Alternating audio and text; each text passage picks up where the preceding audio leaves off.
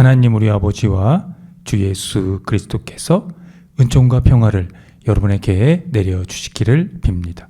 오늘은 교회력으로 주연절 후 첫째 주일입니다. 현연절이라고도 불리는 주연절은 전통적으로 1월 6일에 지키는데요. 1월 6일이 주일이 아니면 그 후 첫 주에 주연절로 지킵니다. 주연절의 의미는 예수님이 나타났다는 의미로 예수님의 신성과 신적인 능력의 출현을 축하하는 절기입니다.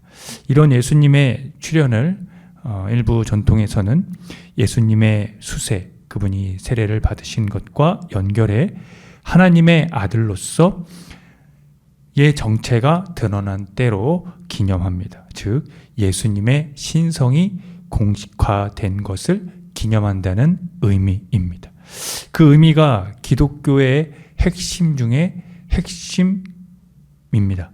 하나님이 예수 그리스도에게서 계시가 되었다는 초기 교회의 진술과 증언과 역사와 전승이며 지난 2000년 동안 기독교가 변증한 신학적 중심의 내용을 담고 있기 때문입니다. 따라서 그리스도인들에게 이 핵심은 목숨과도 같은 것입니다.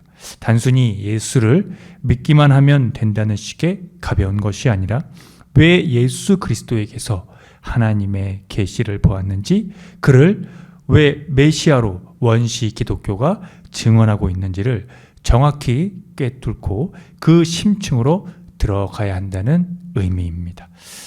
앞서 주연절은 예수님의 이 신성이 공식화되었다는 것을 의미한다고 말씀을 드렸습니다. 그런데 그의 신성이 공식화된 것은 갑자기 하늘에서 뚝 하고 떨어진 것이 아닙니다. 오래전 구약 선지자들의 메시아 전승을 통해 예수 그리스도께 점철된 것을 원시 기독교가 집중하고 그의 십자가와 부활에서 인간이 되신 하나님을 경험한 것입니다. 그래서 누가복음 기자는 이 부분에 대한 것을 이렇게 기록해 남겼습니다. 누가복음 24장 27절의 말씀입니다. 이에 모세와 모든 선지자의 글로 시작하여 모든 성경에 쓴 바 자기에게 관한 것을 자세히 설명하시니라. 모세와 선지자의 글이 예수님에게서 신성을 공식화하기까지 어떻게 그것에 이르게 된 것인지를 오늘 설교 본문을 통해서 잠시 상고해 보는 시간이 되었으면 합니다. 이사야 42장은 남유다가 바벨론 포로에서 예루살렘으로 귀환을 하는 것을 배경으로 합니다. 오늘 이 본문은 하나님의 종에 대한 첫 번째 노래 중에 일부인데요. 하나님의 종은 하나님이 특정인을 가리키고 이 사람을 종이라 부른다는 겁니다. 그래서 이 노래는 일명 종의 임명식이라고 합니다. 즉 하나님이 이 사람에게 특정한 임무를 맡기신다는 것입니다. 하나님은 그를 기뻐하고 그에게 영을 부어주심으로 그 사람의 임무는 그가 이방의 정의를 베푸는 것입니다. 그는 상한 갈대를 꺾지 않으며 꺼져가는 등불을 끄지 않으며 진실로 정의를 시행하고 끝내 세상에 정의를 세운다고 합니다. 하늘과 땅을 창조하시고 백성에게 호흡을 주시는, 생명을 주시는 하나님이 이렇게 말씀을 이어가십니다. 의를 이루려고 너를 불렀은즉 너를 세워 백성의 언약과 이방의 빛이 되게 하리니 네가 눈먼 사람의 눈을 뜨게 하고 감옥에 갇힌 사람을 이끌어내고 어두운 영창에 갇힌 이를 풀어준다라고 말입니다. 우리가 여기서 주의 깊게 눈여겨봐야 하는 것은 하나님이 종에게 영을 주신다는 것과 그는 정의를 시행하며 세우고 백성의 언약과 이방의 빛이 되고 눈먼 사람의 눈을 뜨게 하고 감옥에 갇힌 사람을 이끌어낸다는 것이 그것입니다. 이 내용들에 대해서 신약 성경의 기자들이 어떠한 해석을 하고 있는지 따라가 보도록 하겠습니다. 오늘 마태복음 설교 본문은 예수님의 수세에 대한 기록입니다. 예수님의 이 수세 사건은 크게 세 가지 특징을 시사하고 있는데요. 예수님이 세례 요한에게 세례를 받고 물에서 올라오시자 하늘이 열렸다는 것과 하나님의 영이 그에게 임했다는 것과 그리고 하늘에서 소리가 났다는 것이 그것입니다. 예수님의 수세 이후 일어난 이 사건의 특징이 중요한 것은 이 특징이 구약 묵시 문학의 예언자적 문체와 특히 에스겔서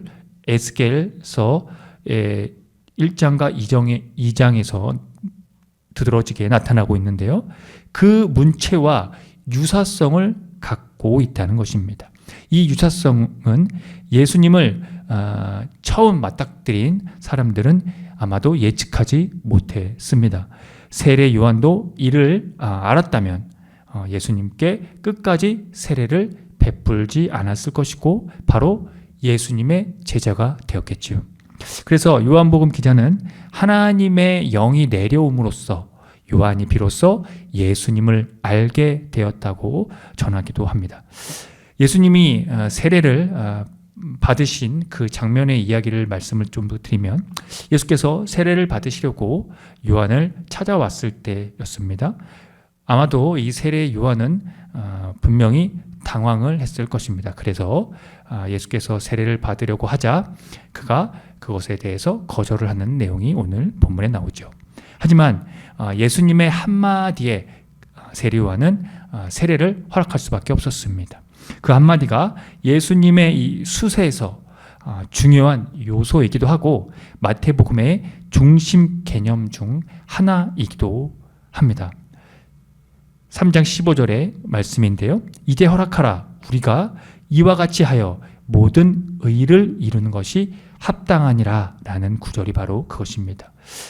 오늘 이 구절은 이 이사야 선지자가 의를 이루려고 보낸 하나님의 종과 일치하는 대목이라고 할 수 있는 부분의 내용입니다. 중요한 것은 이 의는 하나님의 임재와 관련되며 윤리적인 차원이 아니라 하나님의 구원 역사, 즉 온 우주를 구원하는 하나님의 뜻이라는 겁니다. 그러므로 하나님의 의는 어떠한 속성을 가리키는 것이 아니라 모든 이들을 공정하게 대하는 행위입니다. 이런 내용들이 오늘 사도행전에서 베드로의 설교에서 드러나고 있는 부분들을 우리가 함께 읽었는데요. 그 내용을 설명을 드리겠습니다. 베드로는 이방인 고넬료의 집에 모인 사람들에게 그의 설교의 내용을 전하고 있는데요. 앞서 말씀드린 이 하나님의 의, 바로 모든 이들을 공정하게 대하는 그 행위가 이 그의 설교에서 두드러지고 있습니다. 그 내용은 이렇습니다.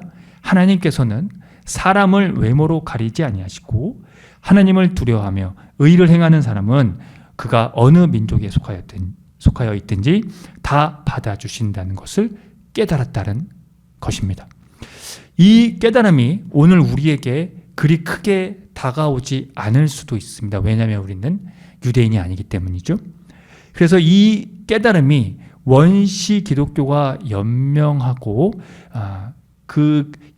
궁극적인 연명했던 아주 궁극적인 이유였고 구약의 신약을 잇는 신학적인 이 통찰이었다고 하는 이 사실을 우리가 신학적인 부분들로 깊이 있게 이해해야 합니다. 즉 모든 이들을 공정하게 대하는 이 하나님의 의, 그러니까 하나님을 두려워하며 의를 행하는 사람은 하나님이 다 받아주신다는 모든 이들에게 공정하게 대하는 그 행위, 바로 그것이 바로 기독교 신앙의 중심이었다는 것입니다.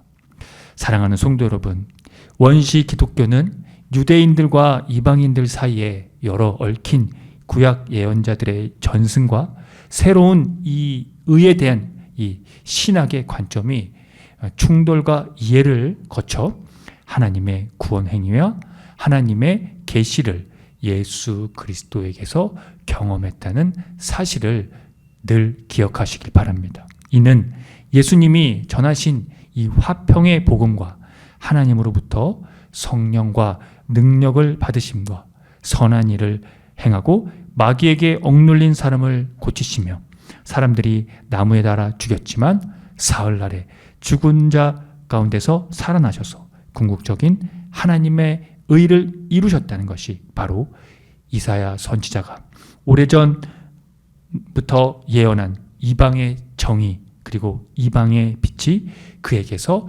드러났다는 사실을 기억하면서 그를 믿는 모든 사람은 누구든지 그의 이름으로 죄사함을 받는다는 모든 예언자의 선포를 증언하는 여러분이 되십시오. 하나님이 사랑하는 아들 예수 그리스도께서 하나님의 의로운 종, 의를 이루신 종으로 우리에게 드러나셨습니다. 그분은 우리 모두를 받아주십니다. 누구도 차별하지 않으십니다.